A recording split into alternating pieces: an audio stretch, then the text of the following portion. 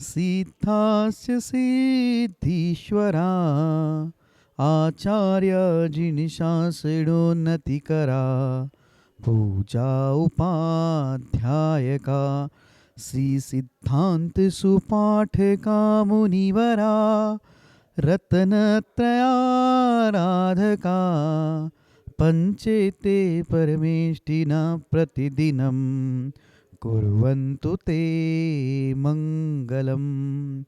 अनंत अनंत परम सिद्ध भगवान की जय।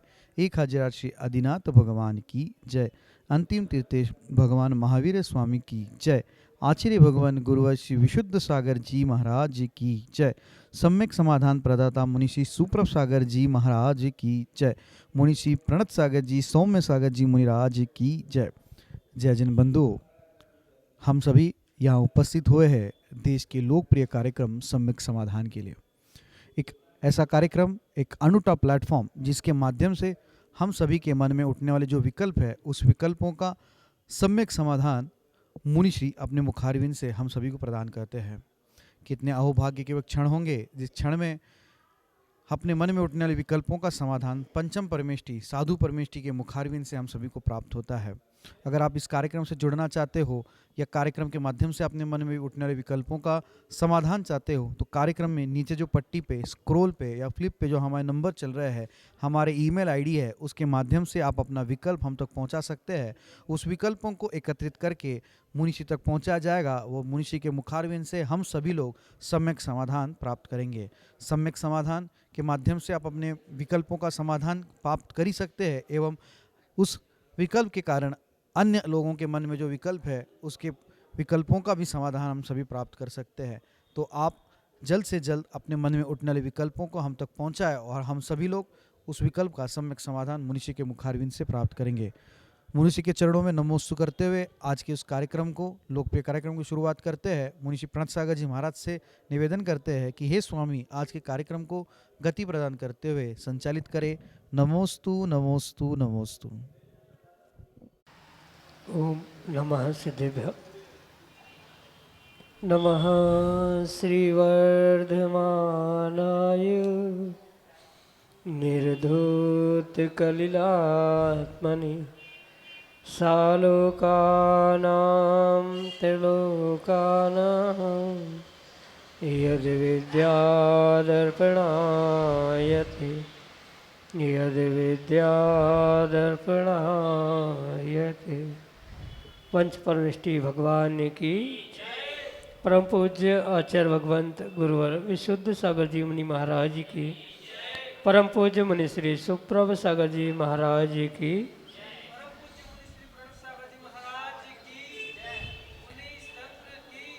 समीचीन विकल्पों का सम्यक समाधान, सम्यक ज्ञान की वह अलौकिक विधा जिसके माध्यम से हम सभी प्रतिदिन अनेक प्रकार के प्रश्नों का सम्यक समाधान आगम के परिप्रेक्ष्य में परम पूज्य मुनि श्री सुप्रभ सागर जी महाराज के मुखारविंद से प्राप्त करते हैं। और वही सम्यक समाधान निश्चित ही हमारे लिए कल्याण का मार्ग दिखाने वाला होता है। ऐसे आत्मकल्याण की वह अनूठी विधा प्रारंभ करते हैं। और आज के पहले प्रश्न के लिए विदिशा मध्य प्रदेश से श्रीमती रुचि जैन महाराज के चरणों में सपरिवार कोटि कोटि नमोस्तु निवेदित करते हुए अपना समीचीन विकल्प रख रहे हैं कि महाराज जी, ऐसा कहा जाता है कि रात्रि भोजन करने वाला नियम से नरक जाता है।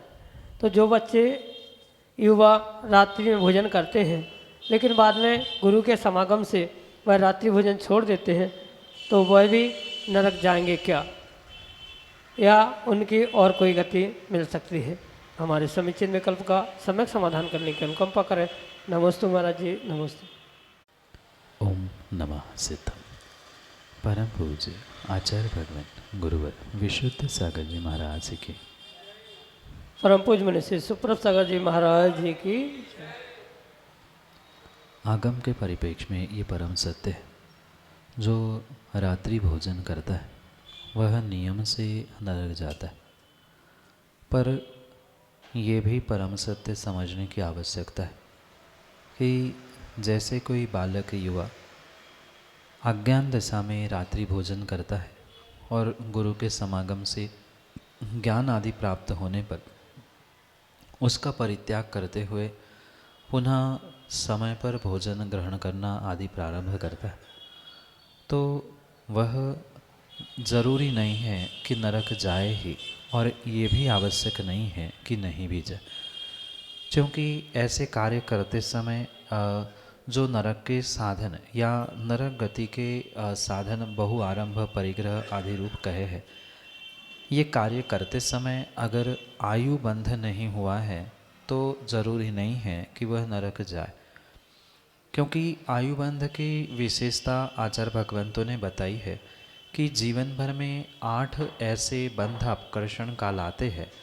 जब आने वाली समय के लिए या आने वाली पर्याय के लिए जीव आयु बंध करता है। भले ही गतिबंध प्रति समय प्रतिपल उसके साथ हो रहा है, पर आयु बंध वह 8 बंध अपकर्षण कालों में ही करता है, अन्य समय में नहीं करता। इसलिए ऐसे बहुत आरंभ परिग्रह का कार्य करते समय अगर उसने आयु बंध किया है, यानी पूर्व अवस्था में जब वह जानता नहीं था रात्रि भोजन का त्याग या रात्रि भोजन के दोष आदि को, तो अगर उस समय पर उसने आयुबंध किया है तो नियम से उसे नरक जाना ही पड़ेगा।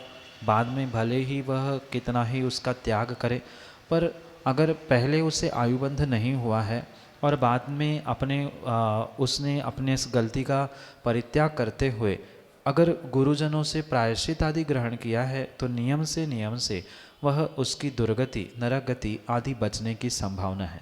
ये पूर्ण रूप से आयुबंध हुआ कि नहीं हुआ, गतिबंध किस प्रकार से क्या हुआ, इन पर निर्भर करता है। ये सामान्य कथन हुआ करता है कि रात्रि भोजन करने वाला, परसी सेवन करने वाला, अभक्ष आलू प्याज आदि खाने वाला नरक जाता है। ये सामान्य कथन होने पर भी आगम के, आयुबंध के, गतिबंध के और भी बहुत सारे सिद्धांतों को वहाँ समझने की आवश्यकता है। तभी ये निर्णय किया जा सकता है, अनुमानित किया जा सकता है कि जीव के साथ क्या हुआ है, क्योंकि साक्षात जो गति है, आयु है, वह तो केवली गम में है। कौन कहाँ जाने वाला है, किस कारण से जाने वाला है, ये केवली भगवान की केवल ज्ञान में झलका है। उसका निर्णय तो केवली भगवान ही परम सत्य करे, पर अनुमान और परोक्ष ज्ञान, आगम ज्ञान आदि से ये निर्णित किया जा सकता है कि शायद अगर आयुबंध उसने पहले ही किया है तो कहीं ना कहीं वह उस आयुबंध के निमित्त से नरक जाएगा, और चाहे पहले या बाद में उसने आयुबंध किया ही नहीं है और त्याग किया है, गुरु से प्रायश्चित आदि लिया है, तो वह उसकी दुर्गति से वह अपने आप को बचाने की पूर्ण संभावना होती है। यही आपके लिए सम्यक समाधान।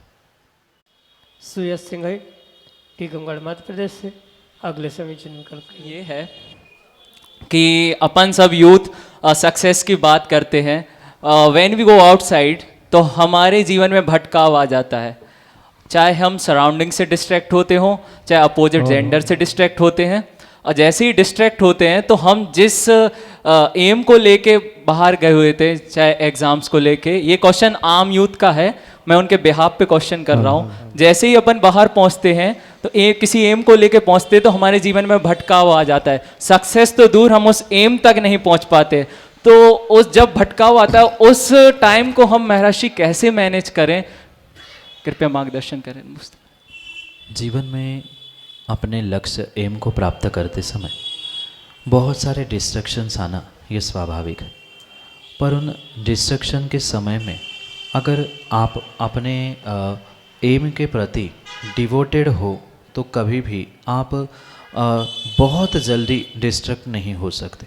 या कभी कभार आप किसी निमित्तों से, किसी कारणों से डिस्ट्रैक्ट हो भी गए तो कहीं ना कहीं पुनः अपने लक्ष्य, अपने एम तक पहुंचने का अवश्य ही प्रयास करोगे, अगर उस लक्ष्य के प्रति, एम के प्रति आपका वास्तव में डेडिकेशन है। ये अक्सर देखने में आता है, किसी भी प्रकार का डिस्ट्रैक्शन क्यों ना हो, चाहे सोशल मीडिया का डिस्ट्रैक्शन हो या अन्य भी जो बहुत सारी चैलेंजेस बाहर रहने वाले उन यूथ के साथ होता है, वहाँ ये अवश्य समझना कि उस का जो एम था या लक्ष्य था वह स्पेसिफाइड नहीं था और उस एम के प्रति उसका किसी भी प्रकार से डेडिकेशन नहीं था।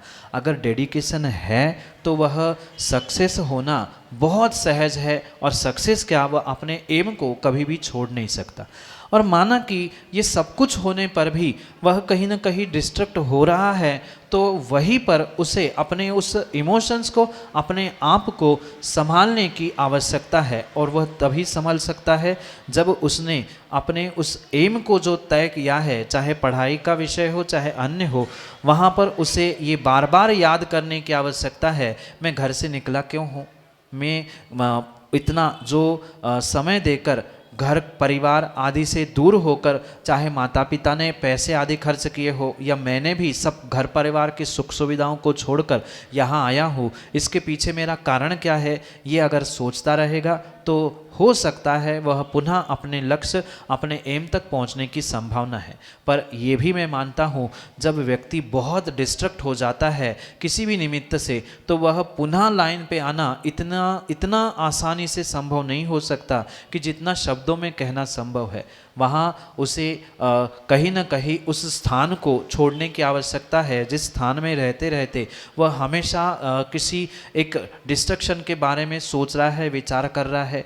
स्थान में परिवर्तन करते समय या पढ़ाई के या कार्य के समय आदि में चेंज करते समय कहीं ना कहीं पुनः उसे लाइन में आने की आवश्यकता है। और उसके लिए आप एक अवश्य ध्यान रखें, कोई ना कोई एक ऐसा सच्चा गुरु, सच्चा मित्र आपको बनाने की आवश्यकता है जो समय समय पर आपको उस डिस्ट्रक्शन से दूर करने का प्रयास करे। क्योंकि अगर उस गुरु को ही आप मित्र बनाते हुए समय पर उसको अपने प्रत्येक डिस्ट्रक्शन के बारे में, प्रत्येक जीवन के पहलुओं के बारे में बताते रहेंगे, तो समय समय पर वह आपको भी संबोधित करते हुए पुनः लाइन पर अपन के लक्ष्य तक पहुंचाने का वह नियम से कार्य कर सकता है। इसलिए ऐसे मित्र, ऐसे गुरु की खोज करे जो आपको वह भटकाव से दूर करने का प्रयास करे। अन्यथा जीवन भर का वह छोटा सा डिस्ट्रक्शन, छोटा सा भटकाव तुम्हारे जीवन को ही पूर्ण तहस नहस ना करे। इसलिए समय पर ऐसे गुरु और मित्र की खोज करते हुए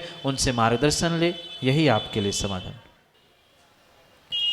सागर जैन, टीकमगढ़, मध्य प्रदेश से अगले समीचीन विकल्प के लिए हमारे सामने। द्वय मुनिराजों के चरणों में कोटिशा नमोस्तु। महाराज श्री, मेरा प्रश्न है कि हार्ड वर्क और लक में सक्सेस के लिए किसका कितना % होता है, और लक क्या हार्ड वर्क करने वालों का बुलंद होता है या लक के लिए कुछ और भी करना होगा? कृपया समाधान करें। लक और हार्डवर्क ये दोनों भी मायने रखते हैं सक्सेस के लिए, कामयाबी के लिए। कभी भी मात्र लक से या मात्र हार्डवर्क से किसी भी कार्य में सफलता नहीं होती। जिसे सामान्य भाषा में भाग्य और पुरुषार्थ कहा जाता है, ये दोनों भी पहलू आवश्यक होते हैं कार्य की सफलता के लिए।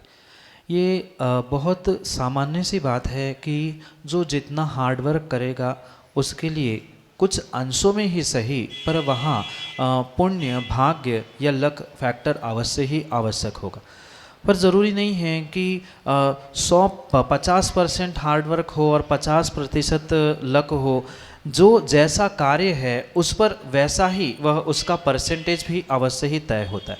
क्योंकि ये अवश्य समझे, आज का जो भी लक फैक्टर है, भाग्य है, पुण्य है, वह कहीं ना कहीं कल आपने की गई जो हार्डवर्क है, मेहनत है, पुरुषार्थ है, उसका ही नतीजा है। इसलिए अगर आप अपने भविष्य के लिए लक फैक्टर बनाना चाहते हो, बढ़ाना चाहते हो, तो वर्तमान में पुरुषार्थ, वर्तमान में हार्डवर्क करने की आवश्यकता है। आज का हार्डवर्क कल के लिए लक बन सकता है और कल का लक आज के लिए हार्डवर्क के लिए सहयोगी बन सकता है। इसी प्रकार से उन दोनों के बैलेंस को समझते हुए जीवन को बैलेंस करें, यही आपके लिए समाधान। साक्षी जैन, टीकमगढ़, मध्य प्रदेश से अगले समीचीन विकल्प के साथ हमारे सामने। लोग डिस्ट्रैक्ट हो जाते हैं अपनी लाइफ पे चलते चलते और बहुत बहुत बहुत डिमोटिवेट हो जाते हैं। अपने अपने इमोशन को कैसे कंट्रोल करें और उसको कैसे मैनेज करें, आप कृपया कर समाधान करें। नमोस्तु गुरुदेव। नमोस्तु। जैसे ही हमें समझ में आए कि हम डीमोटिवेट हो रहे हैं, तो पहले तो ये समझने का प्रयास करें कि इस डिस्ट्रक्शन के लिए, डिमोटिवेशन के लिए कौन कारण बन रहा है, कौन निमित्त बन रहा है। माना कि कुछ व्यक्ति कोई वस्तु हमारे लिए डिस्ट्रैक्ट कर रही है तो सबसे पहले उस वस्तु और उस व्यक्ति से दूर होने का प्रयास किया जाए, क्योंकि बिना निमित्त के बिना कारण के डिस्ट्रक्शन आना या डीमोटिवेट होना संभव नहीं होता। कहीं ऐसा भी हो सकता है फेल्योर के निमित्त से हम डीमोटिवेट हो रहे हैं, डिस्ट्रैक्ट हो रहे हैं, या अन्य भी कोई वस्तुएं हो सकती है। पर अगर वस्तु और व्यक्ति हमें डीमोटिवेट कर रहे हैं तो सबसे पहले उनसे दूर हो जाए।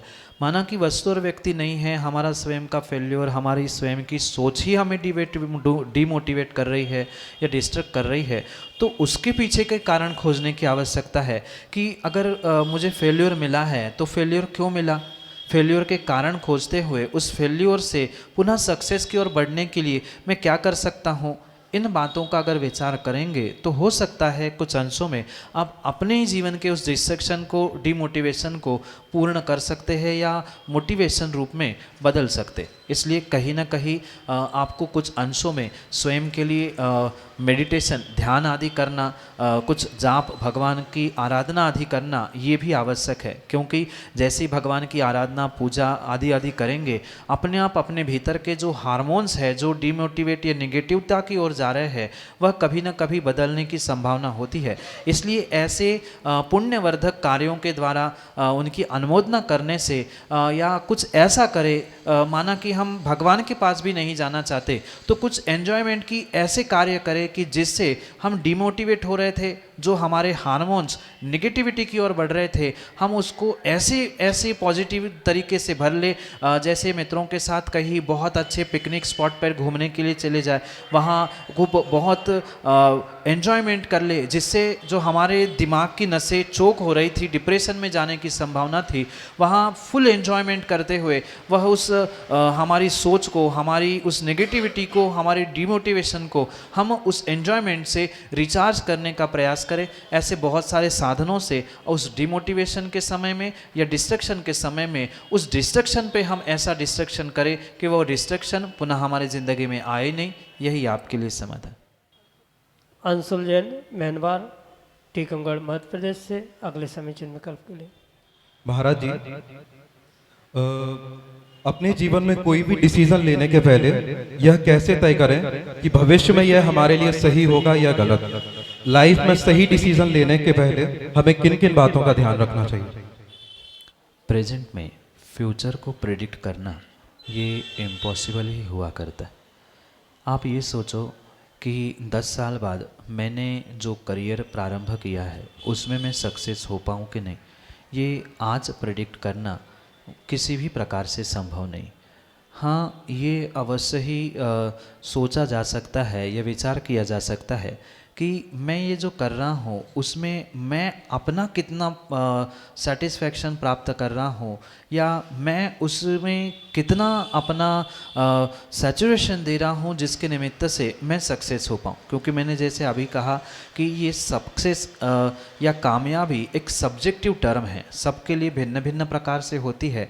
इसलिए हम आने वाले समय में जो भी प्राप्त करना चाहते हैं वह आज 100% प्रिडिक्ट करना अच्छा है ही, वो उसका सफलता रूप परिणमन होगा ही। ये आज 100% प्रिडिक्ट करना संभव नहीं हो सकता, पर हाँ कुछ अंशों में ये हम एक अनुमान से या एक गेस कर सकते हैं कि ठीक है, हमने इस एक्शन प्लान से अगर काम किया तो प्रोबेबिलिटी उसकी इतनी है, क्योंकि जो भी फ्यूचर का काम होगा वो कहीं ना कहीं प्रोबेबिलिटी से ही होगा, संभवता से ही होगा। इसलिए संभवता सत्य को मानते हुए, प्रोबेबिलिटी को फाइनल करते हुए ही आपको आगे आगे बढ़ने की आवश्यकता है।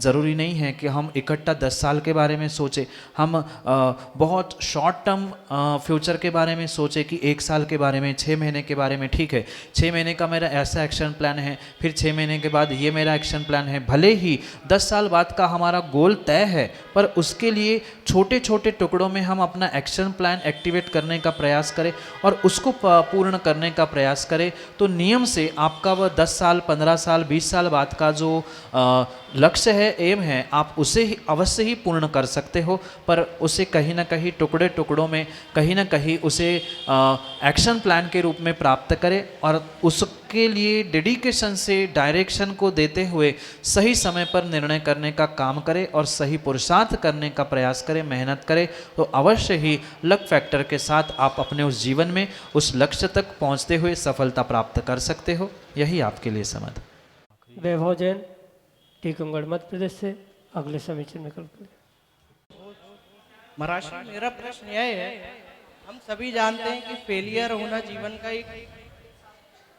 का एक पार्ट है, फिर भी हम फेलियर से डर जाते हैं और डिप्रेस्ड हो जाते हैं। अपना जो बड़ा गोल है उसके लिए कैसे मोटिवेटेड रहे, और जो छोटे छोटे फेलियर्स आते हैं उनके लिए माइंड में वो डिस्ट्रैक्शंस ना आए, और जो हमारा बिग गोल है लाइफ का उसको अचीव करने के लिए उसके लिए मोटिवेटेड रहे।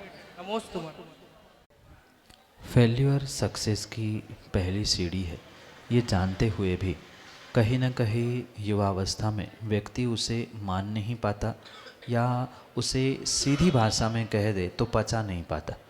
और जो अपने फेल्यूर को पचा नहीं पाता है वह कभी भी जीवन में सक्सेस, कामयाबी को प्राप्त ही नहीं कर सकता। इसलिए उस अपने जीवन में फेल्यूर आने के बाद भी अपने आप को संभाल के रखना, उस फेल्यूर को ही एक माइलस्टोन बना लेना सक्सेस का, ये बहुत बड़ा कारण हुआ करता है। आप जितने भी सक्सेसफुल बिजनेसमैन, साइंटिस्ट या जो भी आपको विशेष इंटरनेशनल लोग दिखेंगे जो अपने जीवन में सक्सेस है, उनका अगर इतिहास, हिस्ट्री पढ़ के देखोगे तो सब कभी ना कभी फेल्यूर को प्राप्त होते होते ही सक्सेस को प्राप्त हुए हैं।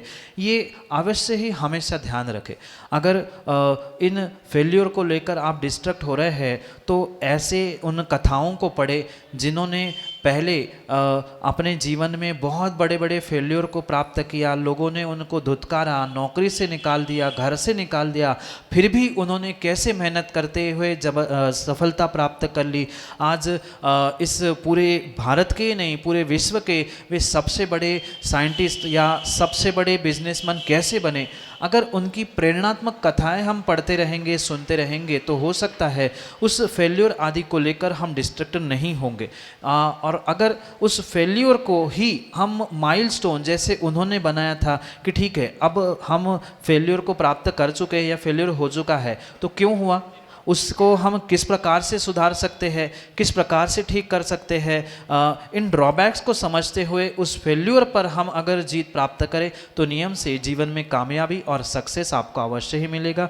इसलिए उस फेल्यूर को क्यों मिला ये समझे, उसको फिर हम ठीक कैसे कर सकते हैं ये समझे, साथ में ये भी समझे कि फेल्यूर मात्र मुझे ही नहीं मिला है, बड़े बड़े इतने बड़े लोगों को फेल्यूर मिलने के बाद वे सक्सेस हो सकते हैं, तो मैं भी इस छोटे से फेल्यूर से आने वाले समय में उसको ओवरकम करते हुए मैं भी बहुत अच्छे सक्सेस, कामयाबी प्राप्त कर सकता हूँ। ये विश्वास रखते हुए कार्य करें। आप अवश्य अपने जीवन में उस फेल्यूर, चुनौतियों का सामना करते हुए सफलता को, सक्सेस को प्राप्त करें। यही आपके लिए समाधान। हेमंत जैन, टीकमगढ़, मध्य प्रदेश से अगले समीक्षण विकल्प के लिए। प्रभु सागर महाराज की जय, प्रभु सागर महाराज की जय।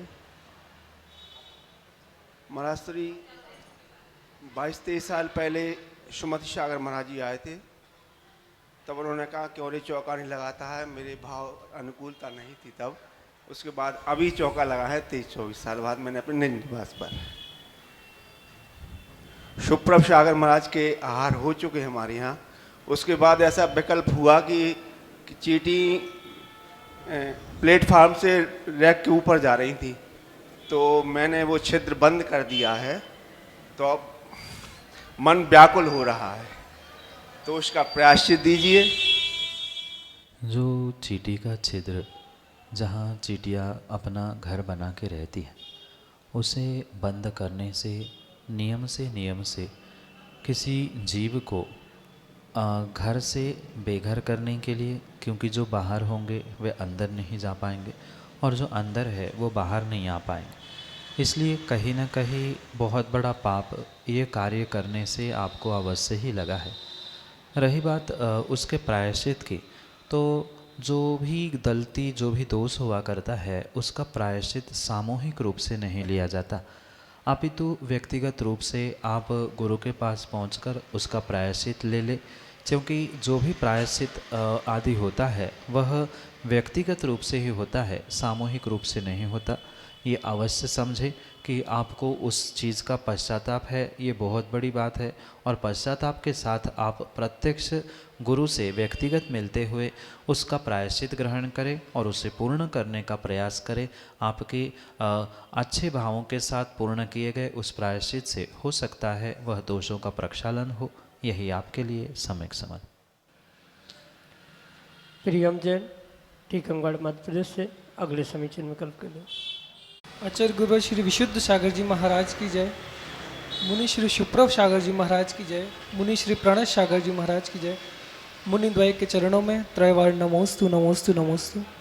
महाराज जी, मेरा शंका ये है कि पूजन में बार बार कई कवियों के लेखकों के नाम मिलते हैं, तो उन लेखकों के नाम के स्थान पर क्या यदि हम पूजन कर रहे हैं तो हमें अपने नाम का उच्चारण करना चाहिए? इसका महाराज जी सम्यक समाधान प्रदान कीजिए। नमोस्तु महाराज जी, नमोस्तु। जो पूजा की पुस्तकों में कई स्थानों में ध्यानत या और भी कुछ विशेष ऐसे नाम प्राप्त होते, वहाँ ये अवश्य समझना होगा कि जो वह पूजा प्राप्त हो रही है वह पूजा उन कवियों ने लिखी है। क्योंकि स्वाभाविक सी बात है, जो लिखता है वह कहीं ना कहीं अपना नाम उस पूजा, काव्य, पद, लेख आदि में उल्लेखित अवश्य ही करता है।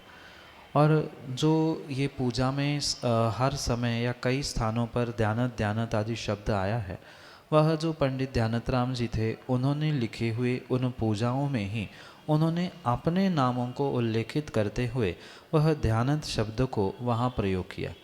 मात्र उनका ही नहीं अपितु ऐसी कई सारी पूजाएं हैं, कई सारे भजन हैं जहाँ पर अनेकानेक पंडितों का, विद्वानों का, कवियों का नाम है। जैसे पंकज व्याकुल भैया, मेटो मेटो जी संकट हमारा, ये पारसनाथ की जो स्तुति है वहाँ भी कहीं ना कहीं पंकज नाम आता है, वह कवि का नाम है।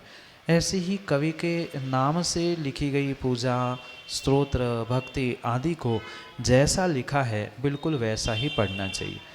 भले ही उस समय पर पूजा हम कर रहे हैं, भगवान की भक्ति हम कर रहे हैं, पर कभी भी स्वयं का नाम लगाकर उसे बदलने की आवश्यकता नहीं है। अगर हम दूसरों के काव्यों को अपने नामों से जोड़ते हुए अपना प्रस्तुत करना चाहते हैं या अपना नाम भी जोड़ रहे हैं तो कहीं ना कहीं वह हमारे लिए दोषपूर्ण ही काम होता है। क्योंकि उन्होंने जब पद्य लिखा है, काव्य लिखा है, तो उनके ही नामों से पढ़ने में हमें किसी प्रकार से कोई ऐतराज़ नहीं होना चाहिए। ये परम सत्य है कि पूजा हम कर रहे हैं तो भाव हमारे जैसे होने चाहिए, हमारे उत्कृष्ट भाव होने चाहिए। ये परम सत्य होने पर भी जिसने पूजा लिखी है, जिसने वह भक्ति भजन आदि लिखा है, उसके नामों का उच्चारण करते हुए ही हमें वह पूजा, भक्ति, पाठ आदि करने की आवश्यकता। माना कि मन नहीं मान रहा है तो एक बार उनका नाम लिया, पुनः उस दोबारा पंक्ति को दोहराते हुए अपना नाम लेकर पढ़ रहे हैं तो कोई दोष नहीं हो सकता। पर उनका नाम लेना ही नहीं, अपने ही नाम को लेकर पूजा पढ़ लेना या भजन आदि बोल लेना, ये आगम के परिप्रेक्ष्य में उचित नहीं है। क्योंकि आचार्य भगवंतों ने सम्यक ज्ञान का भेद बताते हुए, सम्यक ज्ञान के अंग बताते हुए स्पष्ट कहा है कि अनिन्नवाचार यानी किसी से कुछ आपने प्राप्त किया है, चाहे कवि का हो, लेखक का, गुरुजनों का, किसी का भी कुछ वस्तु हमने प्राप्त की है तो उसका उल्लेख करना सम्यक ज्ञान की पुष्टि के लिए आवश्यक होता है।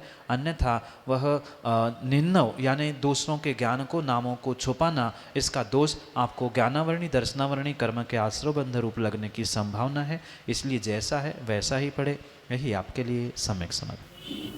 जय जन बंधु, हम सब लाभ ले रहे थे लोकप्रिय कार्यक्रम सम्यक समाधान का। प्रतिदिन कार्यक्रम का प्रसारण ठीक 4 बजे आदिनाथ टीवी चैनल के माध्यम से होता है एवं 5:13 पे यूट्यूब चैनल सुप्रवाच के माध्यम से होता है। अगर आप घर बैठे अपने विकल्प हम तक पहुंचाना चाहते हो तो हमारा व्हाट्सएप का नंबर 8707548811 नंबर आप नोट कर सकते हैं। 8707548811 ये व्हाट्सएप का नंबर है। इस पे आप अपने विकल्प हमें व्हाट्सएप के द्वारा भेज सकते हैं। आने वाले 28 तारीख से बानपुर अतिशय क्षेत्र क्षेत्रपाल जी में मुनिश्री संघ के सानिध्य में एक भव्य गजरत पंचकल्याणक महोत्सव का आयोजन होने वाला है। आप सभी लोग उस कार्यक्रम का प्रसारण YouTube चैनल सुप्रभ वॉच के माध्यम से देख सकते हैं एवं साक्षात वहाँ उपस्थित होकर मुनिश्री के प्रवचन एवं गजरत फेरी का आनंद भी ले सकते हैं। प्रतिदिन शाम को 7:40 पे जिनवार टीवी के माध्यम से मुनिश्री के प्रवचन प्रसारित होते हैं। आप सभी लोग जिनवार टीवी के माध्यम से मुनिश्री के प्रवचन ठीक शाम को 7:40 पे लाभ ले सकते हैं। 2:30 पे आदिनाथ टीवी चैनल के माध्यम से भी मुनिश्री के प्रवचन का प्रसारण होता है। आप सब लोग घर बैठे आदिनाथ टीवी के चैनल माध्यम से भी मुनिश्री के प्रवचन का लाभ ले सकते हैं। मुनिश्री के चरणों में कोटिशा नमोस्तु करते हुए आज के इस कार्यक्रम को यहीं पे विराम देते हैं। नमोस्तु नमोस्तु नमोस्तु।